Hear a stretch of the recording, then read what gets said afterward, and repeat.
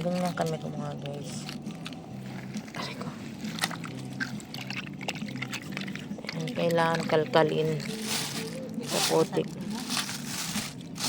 So,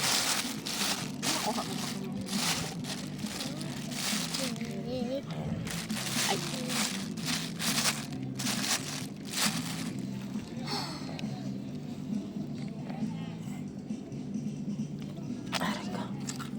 so pag low tide, kailangan mong magkalaykay.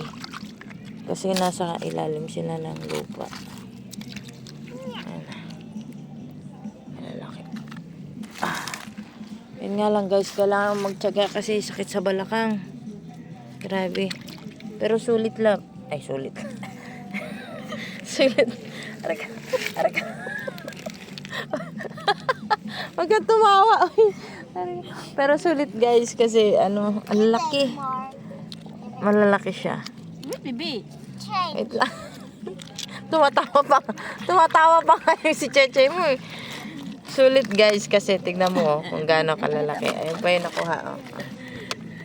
Yun nga lang guys, ano, hindi mo siya makakain agad guys. Maliban na lang kung gusto mo siyang kainin agad, hindi mo kakainin yung sabaw, pero magtiyaga ka sa lasa kasi may mga putik. Kasi nga, sa ilalim siya nanggagaling ilalim ng buhangin. Kasi dun sila nakatira, lalo na pag low tide. So, pero sulit. Tignan nyo naman yung nakuha namin guys. So,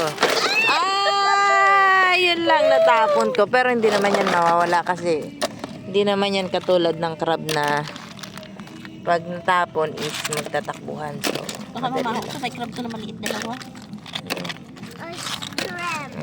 So, yan yung mga nakuha nila. Actually, nila, namin. Ayan. Yaya. Yaya. Ayan, Yaya. Ayan. Siya.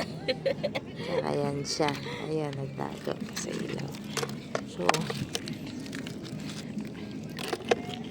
di naman mahilig yung Yaya sa ganito. Tamad magluto. So, ayaw kong iuwi yan kasi iaasa niya sa akin yan iluto.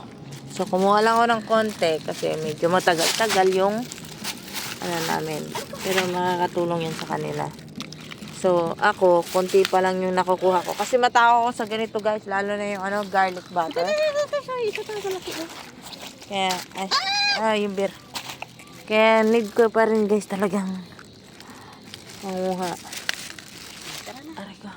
Sige na. Give me my crab.